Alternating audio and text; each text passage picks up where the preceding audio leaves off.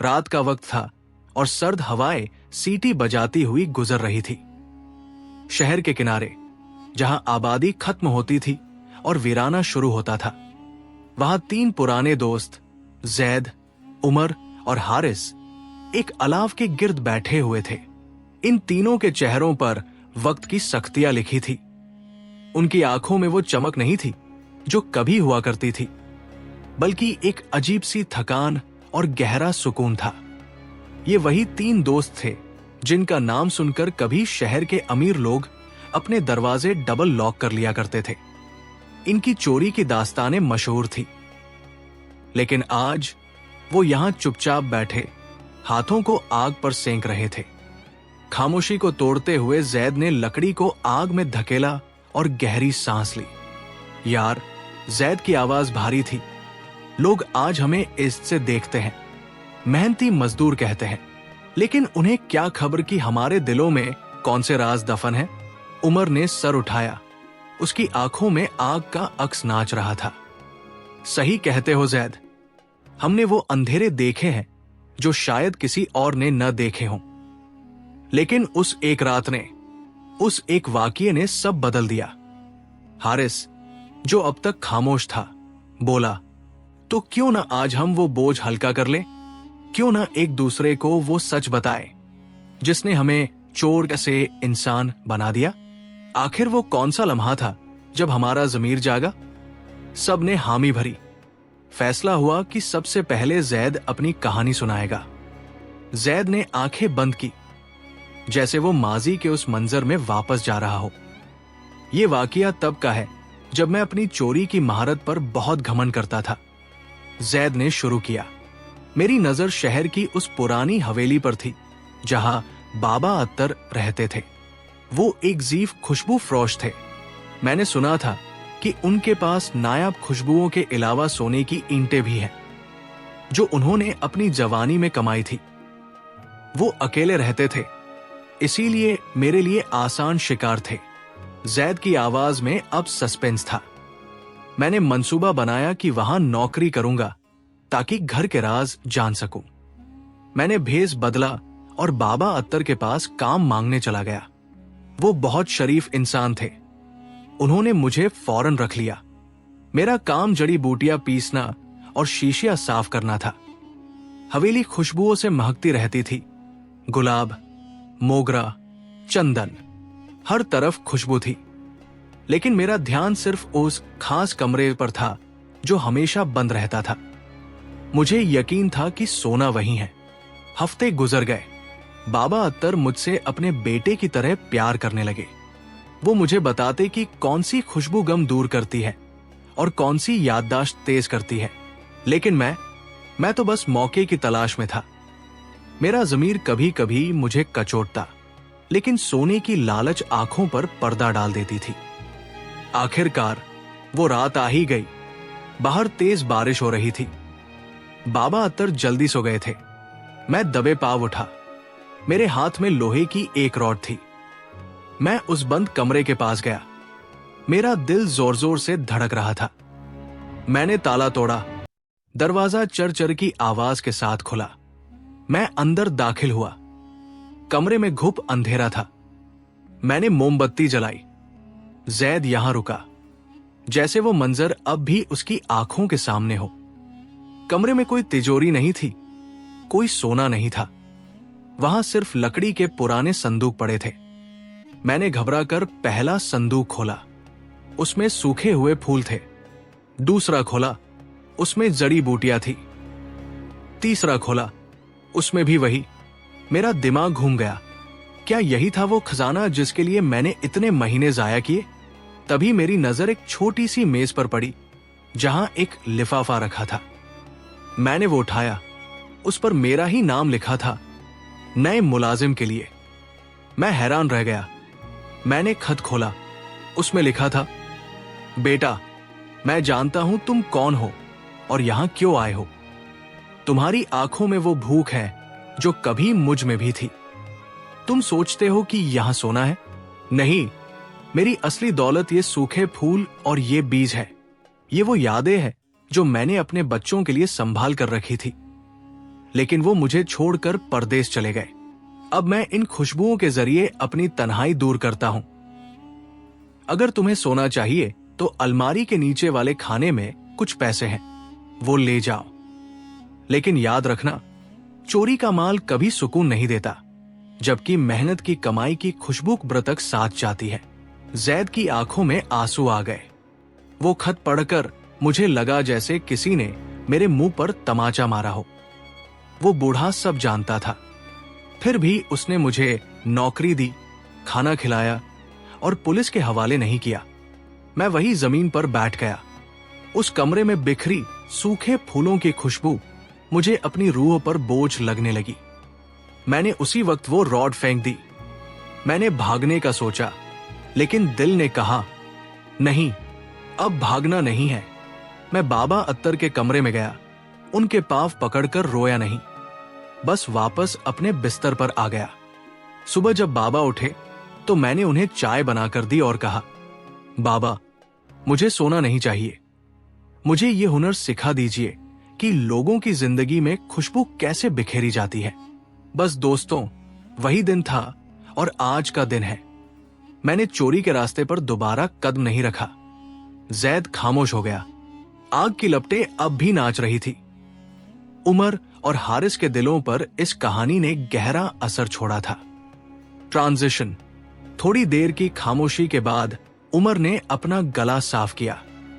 जैद, तुम्हारी कहानी ने तो मुझे रुला दिया, लेकिन मेरी कहानी में जज्बात से ज्यादा खौफ था।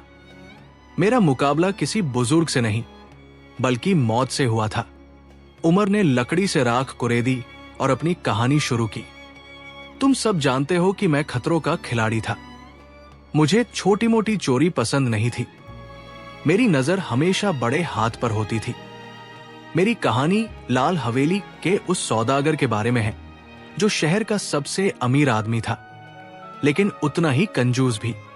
मैंने सुना था कि उस सौदागर ने अपने बाग में पुराने बरगद के दरख्त के नीचे अपना असली खजाना दफन कर रखा है। यह बात मशहूर थी कि उस खजाने की हिफाजत कोई इंसान नहीं, बल्कि कुदरत करती है। लेकिन मैं कहां मानने वाला था। मेरी लालच ने मेरे डर को खत्म कर दिया था। मंसूबा बनाया गया। मैं कई रात उस बाग की दीवार पर चढ़कर जायजा लेता रहा। वो बाग बहुत घना और डरावना था। वहां अजीबोगरीब आवाजें आती थी, लेकिन मुझे तो बस सोना नजर आ रहा था। आखिर वो रात आ ही गई जब मैंने वहां जाने का फैसला किया। मेरे पास खुदाई का सामान और एक मशाल थी। मैं बाग में उतरा। चांद बादलों में छुपा हुआ था। हर तरफ घुप अंधेरा था। मैं उस पुराने बरगद के दरख्त के पास पहुंचा। वो दरख्त सदियों पुराना लग रहा था। उसकी जड़ें सांपों की तरह जमीन पर फैली हुई थी। मैंने खुदाई शुरू की। मिट्टी सख्त थी, लेकिन मैं पसीने में शराबोर खोदता जा रहा था। अभी मैंने कुछ ही फीट खोदा था कि मुझे मिट्टी के नीचे कुछ सख्त चीज महसूस हुई। मेरा दिल जोर से धड़का। फसाना, मैंने सोचा। मैंने जल्दी जल्दी हाथ चलाए, लेकिन तभी एक फुकार सुनाई दी। उमर की आंखें फैल गई। मैंने मशाल आगे की तो देखा कि उस गड्ढे में से एक बेहद खौफनाक और काला सांप निकल आया। वो कोई आम सांप नहीं था।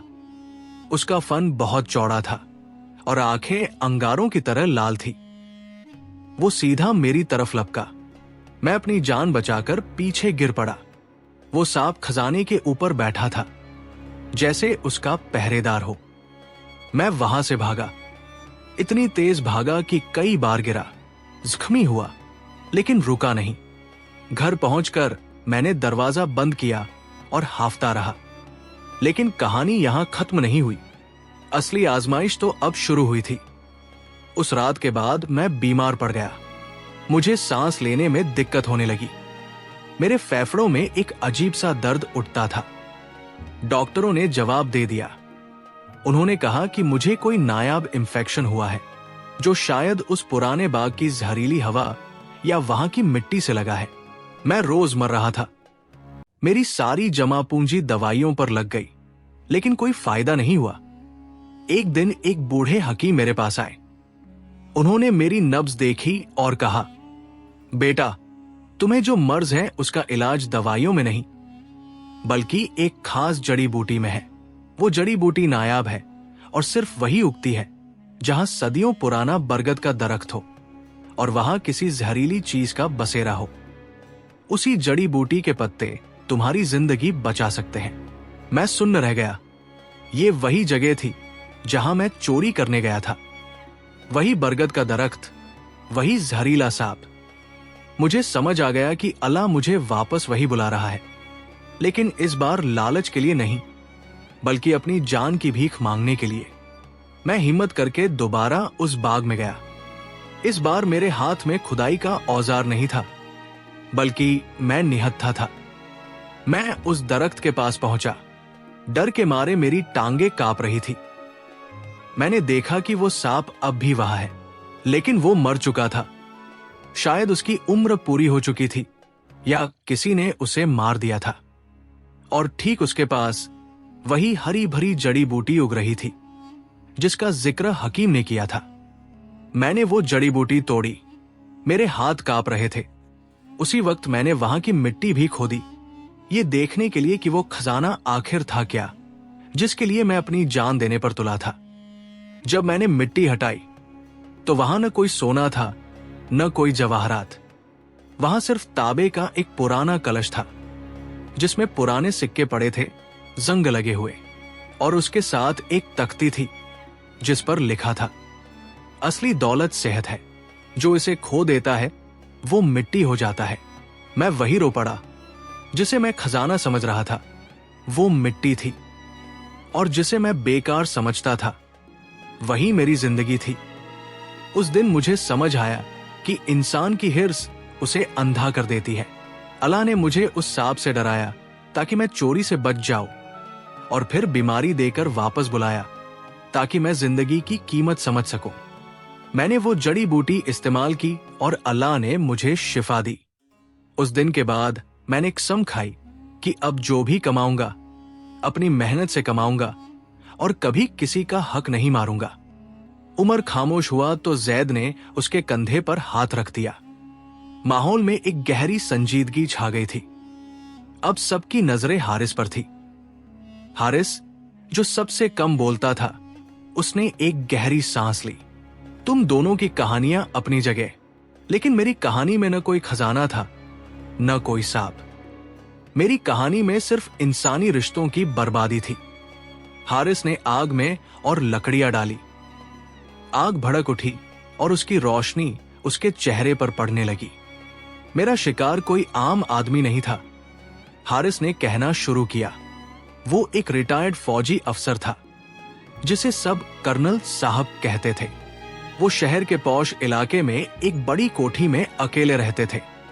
मैंने कई बार नोट किया था कि वो हर जुमेरात की शाम कब्रिस्तान जाते थे और वहां घंटों बैठे रहते थे। मेरा दिमाग शैतानी था। मैंने सोचा जरूर कर्नल साहब ने अपनी दौलत या कोई कीमती चीज कब्रिस्तान में छुपा रखी है, या फिर वो वहां किसी ऐसे शख्स से मिलने जाते हैं जिसके पास माल है। मैंने उनका पीछा करने का फैसला किया।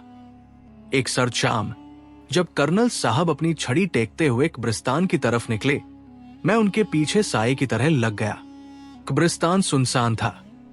हवाएं दरख्तों से टकरा कर डरावनी आवाजें निकाल रही थी। कर्नल साहब चलते चलते कब्रिस्तान के आखिरी कोने में पहुंचे। वहां 3 छोटी छोटी कब्रें थी जो बिल्कुल साथ बनी हुई थी। वो उन कब्रों के पास जमीन पर बैठ गए। मैं एक पुराने दरख्त के पीछे छुप गया ताकि उनकी हरकत देख सकूं। मुझे लगा अब वो जमीन खोदेंगे और कुछ निकालेंगे, लेकिन उन्होंने कुछ और ही किया। वो उन कब्रों पर हाथ फेरने लगे और फूट फूट कर रोने लगे। एक सख्तगिर फौजी को इस तरह बच्चों की तरह रोते देखकर मैं हैरान रह गया। हारिस की आवाज भर्रा गई। मैंने ध्यान लगाकर सुनने की कोशिश की कि वो क्या कह रहे हैं। उनकी आवाज में सिर्फ दर्द था। वो कह रहे थे, मेरी बच्चियों, मेरी शहजादियों, मुझे माफ कर दो, मैं तुम्हारा मुजरिम हूं। मैं हैरान था कि ये किस माफी की बात कर रहे हैं। फिर उन्होंने आसमान की तरफ मुंह करके कहा, अल्लाह, मैंने सारी जिंदगी बेटा पैदा होने की दुआ मांगी, जब ये 3 बेटियां हुई तो मैंने इन्हें बोझ समझा। मैंने इन्हें वो प्यार नहीं दिया जिनकी ये हकदार थी। मैंने अपनी सारी तवज्जो, सारा पैसा, सारी जायदाद उन 4 बेटों पर लगा दी जिनके पास आज मेरे लिए वक्त नहीं है। हारिस ने गहरी सांस ली। ये सुनकर मुझे जोर का झटका लगा। कर्नल साहब आगे बोले, आज मेरे वो लाडले बेटे जिन्हें मैंने शेर बनाया था, वो परदेश में ऐश कर रहे हैं और मैं यहां अकेला मर रहा हूं। और ये मेरी मासूम बेटियां जो बचपन में ही बीमारी से मर गई क्योंकि मैंने इनके इलाज पर पैसा खर्च करने से ज्यादा जरूरी बेटों की फीस भरना समझा था। आज यही 3 मेरी कब्र की साथी हैं। मैं रोज यहां आता हूं क्योंकि जिंदा इंसानों में मेरा कोई नहीं रहा। वो शख्स वही मिट्टी पर सर रख कर रो रहा था। काश मैं दौलत के बजाय रिश्तों को समझा होता। काश मैंने बेटों की चाहत में बेटियों की रहमत को न ठुकराया होता। उनके ये अल्फाज मेरे कानों में पिघले हुए शीशे की तरह उतर रहे थे। मैं वहां चोरी की नीयत से गया था। सोचा था कि उनकी जेब से पैसे निकालूंगा या उन्हें डरा कर माल छीन लूंगा, लेकिन उस मंजर ने मुझे अंदर से झंझोड़ दिया। मुझे अपना बचपन याद आ गया। मेरे वालिद भी हमेशा पैसे के पीछे भागते थे और हमें वक्त नहीं देते थे। और आज मैं, हारिस, उसी पैसे के लिए एक बूढ़े और लाचार आदमी को लूटने आया था।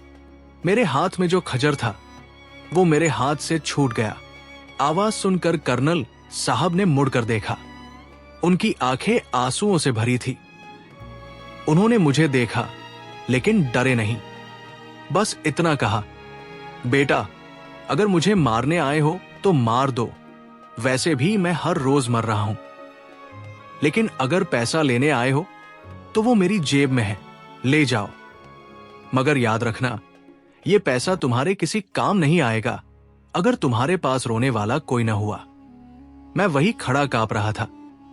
मैं जो शहर का मशहूर जेबकतरा और चोर था, आज एक टूटे हुए बाप के सामने बेबस था। मैंने वहां से भागने में ही आफियत समझी। मैं भागा और सीधा अपने घर पहुंचा। उस रात मैंने अपने सोए हुए बच्चों को देखा, अपनी बीवी को देखा, और मुझे एहसास हुआ कि मैं उन्हें खिलाने के लिए हराम कमा रहा हूं। लेकिन अगर कल मैं पकड़ा गया या मर गया तो इनका क्या होगा? क्या ये दौलत इन्हें बाप का प्यार दे सकेगी? बस वही आखिरी रात थी। अगले ही दिन मैं कर्नल साहब के घर गया और उनसे माफी मांगी। उन्होंने मुझे माफ कर दिया और कहा, हारिस, इंसान गलती करता है लेकिन वापस लौटने का रास्ता हमेशा खुला होता है।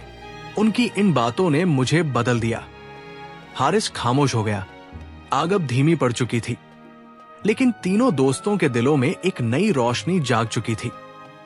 रात ढल रही थी और सुबह करीब थी। ट्रांजिशन। जैद ने ठंडी आ भरी। हम तीनों की कहानियां अलग अलग हैं, लेकिन अंजाम एक ही है। हम सब किसी न किसी धोखे के पीछे भाग रहे थे। मैं सोने के पीछे, उमर खजाने के पीछे और हारिस आसान दौलत के पीछे। लेकिन हमें मिला क्या? इबरत। उमर बोला, लेकिन सवाल यह है कि अब आगे क्या? हमने तौबा तो कर ली, लेकिन क्या हम इस समाज में इसकी जिंदगी गुजार सकेंगे? क्या लोग हमें कबूल करेंगे? उमर के सवाल ने फिजा में एक नई बेचैनी पैदा कर दी। क्या लोग हमें कबूल करेंगे? ये वो सवाल था जो उन्हें कई रातों से सोने नहीं देता था। जैद ने लकड़ी से राख हटाकर चिंगारी को हवा दी। लोगों का तो पता नहीं, उमर, जैद बोला, लेकिन अल्लाह जरूर कबूल करता है। जब बाबा अत्तर ने मुझे माफ किया था तो उन्होंने एक बात कही थी, सच्चाई में वो ताकत है जो पत्थर दिलों को भी मोम कर देती है। हारिस ने सर हिलाया। हां, लेकिन सिर्फ बातें करने से पेट नहीं भरता। हमने चोरी तो छोड़ दी है, मगर अब करे क्या? हमारे पास न कोई हुनर है, न कोई जमा पूंजी। हमारा माजी हमारा पीछा नहीं छोड़ेगा। तभी जैद खड़ा हो गया। उसकी आंखों में अब वो पुरानी थकान नहीं थी, बल्कि एक नया अज़्म था। हुनर है हमारे पास, जैद ने मजबूती से कहा। याद है जब मैं बाबा अत्तर के पास था, मैंने वहां सिर्फ चोरी का मंसूबा नहीं बनाया था, मैंने वहां खुशबू बनाना सीखा था। मैं जानता हूं कि फूलों से अर्क कैसे निकाला जाता है। उमर भी सोच में डूब गया। और जब मैं उस बाग में खुदाई करता था तो मुझे मिट्टी की पहचान हो गई थी। मैं जानता हूं कि कौन सी जमीन में क्या उगाया जा सकता है। वो हकीम कहते थे कि मेरे हाथ में शिफा है, क्योंकि मैंने वो जड़ी बूटी ढूंढ निकाली थी। हारिस मुस्कुराया। पहली बार उसके चेहरे पर उम्मीद की किरण थी। और मैंने कर्नल साहब के बाग की देखभाल शुरू कर दी है। उन्होंने मुझे सिखाया है कि डिसिप्लिन क्या होता है। मैं चीजों को मैनेज कर सकता हूं, हिसाब किताब रख सकता हूं। जैद ने तीनों को करीब बुलाया। तो फिर हम अलग अलग क्यों भटक रहे हैं? हम तीनों मिलकर क्यों न काम करें? उमर, तुम मिट्टी और खेती संभालो, फूल और जड़ी बूटियां उगाओ। मैं उन फूलों से इत्र और दवाइयां बनाऊंगा। और हारिस, तुम हमारा माल बाजार में बेचो और हिसाब रखो। हम चोर नहीं, ताजिर बनेंगे। ये ख्याल ऐसा था जैसे अंधेरे में चिराग जल गया हो। लेकिन रास्ता आसान नहीं था। उनके पास सरमाया नहीं था। नैरेटर, अगली सुबह तीनों दोस्त शहर के काजी के पास गए। यही वो काजी था जिसने कई बार उन्हें सजा सुनाई थी। जब काजी ने उन्हें देखा तो पुलिस बुलाने लगा।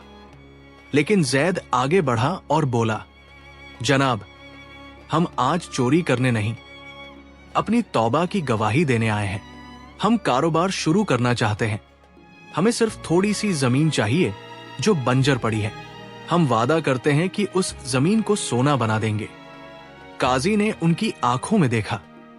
वहां झूठ नहीं था। काजी ने शर्त रखी, शहर के बाहर जो वीरान जमीन है वो तुम्हें देता हूं।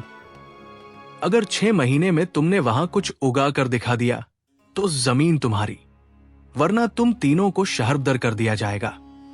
ये एक सख्त शर्त थी। जमीन पथरीली थी और पानी दूर था, लेकिन तीनों के पास खोने के लिए कुछ नहीं था। उन्होंने दिन रात एक कर दिया। उमर जमीन खोदता, उसके हाथ छालों से भर जाते, मगर वो रुकता नहीं। हारिस दूर नदी से पानी के मटके भर भर कर लाता। जैद जंगल से खाद और बीज जमा करता। लोग उन्हें पागल कहते।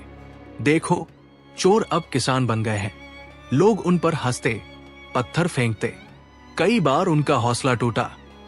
एक बार जब फसल उगने ही वाली थी तो तूफान आया और सब बर्बाद हो गया। उमर मायूस होकर बैठ गया। ये हमारी सजा है जैद। हमारे गुनाह हमें आगे नहीं बढ़ने देंगे। लेकिन जैद ने उसे उठाया। नहीं उमर, ये सजा नहीं, आजमाइश है। सोना आग में तप कर ही कुंदन बनता है। हमने लोगों का माल लूटा है, अब हमें मेहनत करके वो काराजा उतारना है। उन्होंने दोबारा मेहनत शुरू की। कर्नल साहब ने भी छुपकर उनकी मदद की। बाबा अत्तर ने जैद को नायाब बीज भिजवाए। और फिर वो दिन आया जब उस बंजर जमीन पर फूल खिल उठे। 6 महीने गुजर चुके थे। आज फैसले का दिन था। काजी और शहर के मोअज़्ज़िज़ लोग उस बंजर जमीन पर पहुंचे। लेकिन वहां का मंजर देखकर सबकी आंखें खुली की खुली रह गई। जो जमीन कभी पथरीली और बेकार थी, आज वहां गुलाब, चमेली और मोगरा के फूल लहरा रहे थे। हवा में एक जादुई सी खुशबू घुली हुई थी। जैद, उमर और हारिस वहां खड़े थे। उनके कपड़े मैले थे, हाथ सख्त हो चुके थे, लेकिन चेहरों पर जो सुकून था वो किसी बादशाह के पास भी नहीं होता। जैद आगे बढ़ा और एक छोटी सी शीशी काजी को पेश की। हुजूर, ये हमारी पहली कमाई है। ये इस जमीन के फूलों का इत्र है। इसमें किसी चोरी के माल की बू नहीं, बल्कि हमारे पसीने की खुशबू है। काजी ने इत्र सूंघा और मुस्कुरा दिया। आज तुम तीनों ने साबित कर दिया कि इंसान अगर चाहे तो अपनी तकदीर बदल सकता है। ये जमीन आज से तुम्हारी है। भीड़ ने तालियां बजाई। जो लोग कल तक इन्हें चोर कहते थे, आज वही लोग इन्हें भाई कहकर गले मिल रहे थे। Narrator, moral conclusion. वक्त गुजरता गया। इन तीनों की दोस्ती और कारोबार ने तरक्की की नई मिसालें कायम की। इन्होंने अपनी कमाई से गरीबों के लिए स्कूल और शिफाखाना बनाया। जैद ने बाबा अत्तर के नाम से दवाखाना खोला। उमर ने उस बाग को खरीदकर बच्चों के लिए पार्क बनवाया और हारिस ने कर्नल साहब की खिदमत आखिरी दम तक की और उनकी वफात के बाद उनके नाम पर यतीम खाना कायम किया। आज जब ये तीनों दोस्त बूढ़े हो चुके हैं तो अक्सर उसी जगह बैठते हैं जहां से उन्होंने शुरुआत की थी, आग के गिर्द नहीं बल्कि अपने फूलों के बाग में। जैद कहता है, जिंदगी ने हमें 3 रास्ते दिखाए थे। एक रास्ता लालच का था जो मुझे खाली संदूक तक ले गया। दूसरा रास्ता हिर्स का था जो उमर को सांप के बिल तक ले गया। तीसरा रास्ता गफलत का था जो हारिस को कब्रिस्तान तक ले गया। लेकिन हमने चौथा रास्ता चुना, मेहनत और तौबा का रास्ता, और यही वो रास्ता है जो सीधा सुकून तक जाता है। सूरज पूरी तरह निकल चुका था, परिंदे चहचहा रहे थे, कहानी खत्म हो चुकी थी, लेकिन इनका किरदार हमेशा जिंदा रहने वाला था। Closing voice over. दोस्तों, इंसान गुनहगार हो सकता है लेकिन मायूस नहीं होना चाहिए। तौबा का दरवाजा हमेशा खुला है। जैद, उमर और हारिस की कहानी हमें सिखाती है कि माजी कैसा भी हो, मुस्तकबिल हमारे हाथ में है। अगर आप भी किसी गलत रास्ते पर हैं तो आज ही यू टर्न लें, क्योंकि सुबह का भूला अगर शाम को घर आ जाए तो उसे भूला नहीं कहते।